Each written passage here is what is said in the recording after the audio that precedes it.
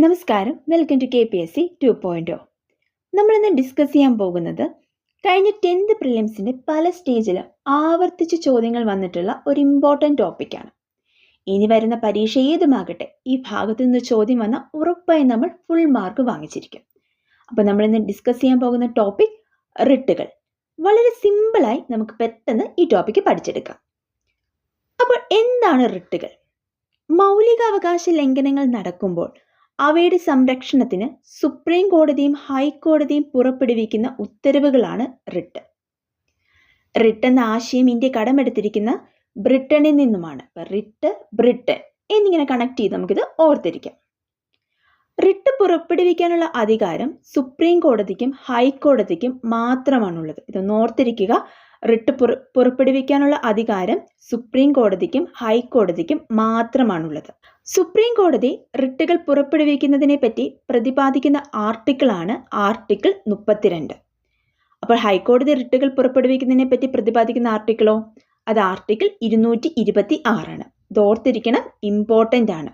Article 32 ആണ് supreme കോടതി റിട്ടുകൾ പുറപ്പെടുവിക്കുന്നതിനെ പറ്റി പ്രതിപാദിക്കുന്നത്. ആർട്ടിക്കിൾ 226 ആണ് ഹൈക്കോടതി റിട്ടുകൾ പുറപ്പെടുവിക്കുന്നതിനെ പറ്റി പ്രതിപാദിക്കുന്ന ആർട്ടിക്കിൾ. ഹൈക്കോടതിക്കും സുപ്രീം കോടതിക്കും അപ്പോൾ എല്ലാ കാര്യത്തിനും റിട്ടുകൾ പുറപ്പെടുവിക്കാൻ പറ്റുമോ? ഇവ തമ്മിൽ ചെറിയ വ്യത്യാസമുണ്ട്. ആ വ്യത്യാസം എന്താണെന്ന് കൂടി നമ്മൾ മനസ്സിലാക്കി വെക്കണം. സുപ്രീം കോടതിക്ക് മൗലികാവകാശങ്ങളുടെ നിർവഹണത്തിനായി മാത്രമേ റിട്ടുകൾ പുറപ്പെടുവിക്കാൻ കഴിയൂ. എന്നാൽ ഹൈക്കോടതിക്ക് മൗലികാവകാശങ്ങൾ നടപ്പാക്കുന്നതിന് മാത്രമല്ല, മറ്റെന്തെങ്കിലും കാര്യത്തിനും റിട്ടുകൾ പുറപ്പെടുവിക്കാൻ കഴിയും. അതിനാൽ റിട്ടുകളുടെ കാര്യത്തിൽ സുപ്രീം കോടതിയുടെ അധികാരപരിധിയേക്കാൾ കൂടുതലാണ് ഹൈക്കോടതിക്കുള്ളത്. ഇന്ത്യൻ ഭരണഘടന നമുക്ക് ഉറപ്പ് നൽകുന്ന റിട്ടുകളുടെ എണ്ണം 5. ഈ റിട്ടുകളെക്കുറിച്ച് പറയുന്ന പദങ്ങളെല്ലാം ലാറ്റിൻ പദങ്ങളാണ്. അതുകൊണ്ട് തന്നെ ആ ഓരോ റിട്ടിൻ്റെയും അർത്ഥങ്ങൾ എന്താണെന്ന്, അല്ലെങ്കിൽ അത് എന്താണ് ഉദ്ദേശിക്കുന്നതെന്ന് PSC പലപ്പോഴും ചോദ്യമായിട്ട് ചോദിച്ചിട്ടുണ്ട്. ഇന്ത്യൻ ഭരണഘടന ഉറപ്പ് നൽകുന്ന ആ 5 റിട്ടുകൾ ഏതൊക്കെയാണെന്ന് നമുക്കൊന്ന് പരിചയപ്പെടാം. Habeas corpus, mandamus, prohibition, certiorari, quo warranto എന്നിവയാണ് ആ 5 റിട്ടുകൾ. അപ്പോൾ ഇവയെല്ലാം വിശദമായി നമുക്കിനി പരിചയപ്പെടാം. ആദ്യത്തേത് ഹേബിയസ് കോർപ്പസ്. വ്യക്തി സ്വാതന്ത്ര്യത്തിന്റെ സംരക്ഷകൻ എന്നും അറിയപ്പെടുന്ന റിട്ടാണ് ഹേബിയസ് കോർപ്പസ്. ശരീരം ഹാജരാക്കുക എന്നതാണ് ഹേബിയസ് കോർപ്പസ് എന്ന വാക്കിന്റെ അർത്ഥം. നിയമവിരുദ്ധമായോ നീതിരഹിതമായോ തടവിൽ വെച്ചിട്ടുള്ള ആരെയും സ്വതന്ത്രനാക്കി കോടതി മുൻപാകെ ഹാജരാക്കാൻ നിർദ്ദേശിക്കുന്ന റിട്ട് കൂടിയാണ് ഹേബിയസ് കോർപ്പസ്. ഹേബിയസ് കോർപ്പസിനെ പറ്റി ആദ്യമായി പരാമർശിക്കപ്പെട്ടിട്ടുള്ളത് 1215 മാഗ്ന കാർട്ടയിലാണെന്ന് കൂടി ഒന്ന് ഓർത്ത് വെക്കുക. എന്നാൽ എല്ലാ സാഹചര്യങ്ങളിലും നമുക്ക് ഹേബിയസ് കോർപ്പസ് പുറപ്പെടുവിക്കാൻ സാധിക്കില്ല.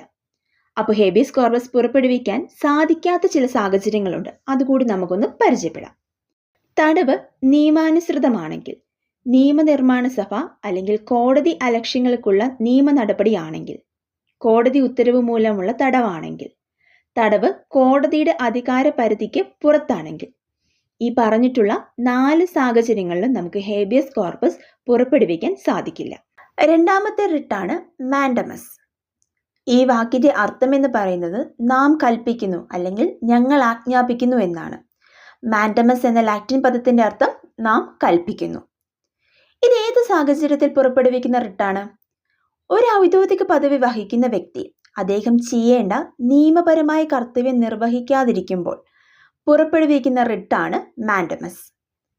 സ്വകാര്യ വ്യക്തികൾ അല്ലെങ്കിൽ സ്ഥാപനങ്ങൾ എന്നിവയ്ക്കെതിരെയോ ആർട്ടിക്കിൾ 361 പ്രകാരം ഇന്ത്യൻ രാഷ്ട്രപതി, സംസ്ഥാന ഗവർണർമാർ എന്നിവർക്കെതിരെയോ ഈ റിട്ട് പുറപ്പെടുവിക്കാൻ സാധിക്കില്ല. അപ്പോൾ ഏത് ആർട്ടിക്കിൾ പ്രകാരമാണ് ഇന്ത്യൻ രാഷ്ട്രപതി, സംസ്ഥാന ഗവർണർമാർ എന്നിവർക്കെതിരെ മാൻഡമസ് റിട്ട് പുറപ്പെടുവിക്കാൻ സാധിക്കാത്തത്? ഉത്തരം ആർട്ടിക്കിൾ 361. മൂന്നാമത്തേത് പ്രൊഹിബിഷൻ. പ്രൊഹിബിഷൻ എന്ന ലാറ്റിൻ വാക്കിന്റെ അർത്ഥം തടയുക എന്നാണ്. സുപ്രീം കോടതിയോ ഹൈക്കോടതിയോ താഴെത്തട്ടിലുള്ള കോടതിയോട് അതിൻ്റെ അധികാര പരിധിക്ക് അപ്പുറമുള്ള കേസ് പരിഗണിക്കണ്ട എന്ന് പറയുന്ന റിട്ടാണ് പ്രൊഹിബിഷൻ. ജുഡീഷ്യൽ, ക്വാസി ജുഡീഷ്യൽ സ്ഥാപനങ്ങൾക്കെതിരെ പുറപ്പെടുവിക്കുന്ന റിട്ട് കൂടിയാണ് prohibition. Prevention is better than cure എന്ന പഴമൊഴി അടിസ്ഥാനമാക്കി വരുന്ന റിട്ടാണ് പ്രൊഹിബിഷൻ. അടുത്ത റിട്ട് നമുക്ക് പരിചയപ്പെടാം. അത് സെക്ഷ്വററി. സെക്ഷ്വററി എന്ന ലാറ്റിൻ വാക്കിൻ്റെ അർത്ഥം സാക്ഷ്യപ്പെടുത്തുക എന്നാണ്. ഒരു കേസ് കീഴ്ക്കോടതിയിൽ നിന്ന് മേൽക്കോടതിയിലേക്ക് മാറ്റാൻ ഉത്തരവിടുന്ന റിട്ടാണ് സെക്ഷ്വററി. പ്രൊഹിബിഷൻ മുൻകൂട്ടിയുള്ള നിരോധനമാണെങ്കിൽ സെക്ഷ്വററി ഒരു നിരോധനവും പരിഹാരക്രിയയുമായി നമുക്കതിനെ കണക്കാക്കാവുന്നതാണ്. വ്യക്തികളുടെ അവകാശങ്ങളെ ബാധിക്കുന്ന ഭരണതലത്തിലെ അധികാരികൾക്കെതിരെയും ഈ റിട്ട് പുറപ്പെടുവിക്കാമെന്ന് 1991 സുപ്രീം കോടതി വിധിച്ചിട്ടുണ്ട്. എന്നാൽ സ്വകാര്യ സ്ഥാപനങ്ങൾക്കോ സ്വകാര്യ വ്യക്തികൾക്കെതിരെയോ ലെജിസ്ലേറ്റീവ് ബോഡികൾക്കെതിരെയോ ഈ റിട്ട് പുറപ്പെടുവിക്കാൻ നമുക്ക് സാധിക്കില്ല. അടുത്തത് നമുക്ക് ഒരു റിട്ട് കൂടി പഠിക്കാനുള്ളൂ. അതാണ് കോ വാറന്റോ. എന്തധികാരം എന്നാണ് കോ വാറന്റോ എന്ന വാക്കിൻ്റെ അർത്ഥം? ഏതെങ്കിലും ഔദ്യോഗിക സ്ഥാനങ്ങളിലിരിക്കുന്ന വ്യക്തി ആ സ്ഥാനത്തിരിക്കുവാൻ യോഗ്യതയില്ലാത്ത ആളാണെന്ന് ബോധ്യപ്പെടുകയാണെങ്കിൽ കോടതി പുറപ്പെടുവിക്കുന്ന ഉത്തരവാണ് കോ വാറന്റോ. നിയമാനുസൃതമായി രൂപപ്പെട്ടതോ അല്ലെങ്കിൽ ഭരണഘടനാപരമായി രൂപീകരിക്കപ്പെട്ട സ്ഥിര സ്വഭാവമുള്ള ഒരു പൊതു ഓഫീസിനെതിരെ മാത്രമേ ഈ റിട്ട് നമുക്ക് പുറപ്പെടുവിക്കാൻ ആവുകയുള്ളൂ. അതായത് മന്ത്രിതല ഓഫീസിനെതിരെയോ സ്വകാര്യ ഓഫീസിനെതിരെയോ കോ വാറന്റോ നമുക്ക് അനുവദനീയമല്ല. മറ്റു റിട്ടുകളിൽ നിന്നും കോ വാറന്റോ വ്യത്യസ്തമാക്കുന്ന ഒരു കാര്യമുണ്ട്. അതായത് ഇതിൽ പീഡിതനായ പൗരൻ തന്നെ അനുമതി തേടണമെന്നില്ല. പകരം പൊതു താല്പര്യമുള്ള ഏതൊരു പൗരനും കോ വാറന്റോ അവകാശപ്പെടാവുന്നതാണ്. ശ്രീ പത്മനാഭസ്വാമി ക്ഷേത്രവുമായി ബന്ധപ്പെട്ട് സുപ്രീം കോടതി പുറപ്പെടുവിച്ച ഒരു റിട്ട് കൂടിയാണ് കോ വാറന്റോ. അപ്പോൾ ഇതാണ് നമ്മുടെ ഏറ്റവും പ്രധാനപ്പെട്ട 5 റിട്ടുകൾ. ഏതൊക്കെയാണെന്ന് നമുക്കൊന്ന് റിവൈസ് ചെയ്യാം. ഇതാണ് നമ്മുടെ 5 റിട്ടുകൾ: habeas corpus, mandamus, prohibition, certiorari and quo warranto. അപ്പോൾ ഈ 5 റിട്ടുകൾ 5 പേരുകളാണ്. 5 പേരുകളുടെ അർത്ഥങ്ങൾ, അവ എന്തിനു വേണ്ടി ഉപയോഗിക്കുന്നു എന്നത് പഠിച്ചു വെച്ചാൽ ഉറപ്പായി നമുക്ക് 1 മാർക്ക് സ്കോർ ചെയ്യാനായിട്ട് പറ്റും.